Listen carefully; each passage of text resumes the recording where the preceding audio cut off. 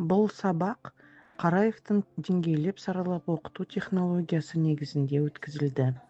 Сабақ құрылымы технология талаптарына сай логикалық жүйемен жоспарланып, оқушылардың білімді өз мүмкіндіктеріне қарай меңгеруіне жасалды.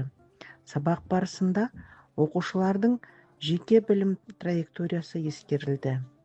Әр оқушы тапсырмаларды өз деңгейіне сай меңгеріп кезең-кезеңмен орындады.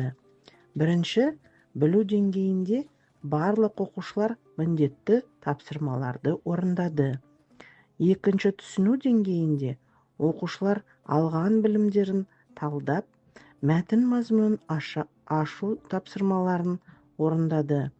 Үшінші, қолдану деңгейінде білімді практикада қолдануға арналған тапсырмаларды жасады. Төртінші, шығармашыл деңгейін қабілетті жоғары оқушыларға арналған өз ойын жеткізетін мүмкіндік берілді. Осы технология арқылы оқушыларда өзіндік уәж, жауапкершілік артты. Пәнге, сабақ оқуға белсенділік туды.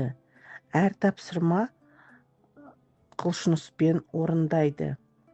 Өздерінің жеке даму траекторияларында оңтайлы өзгеріс бар екенін байқады.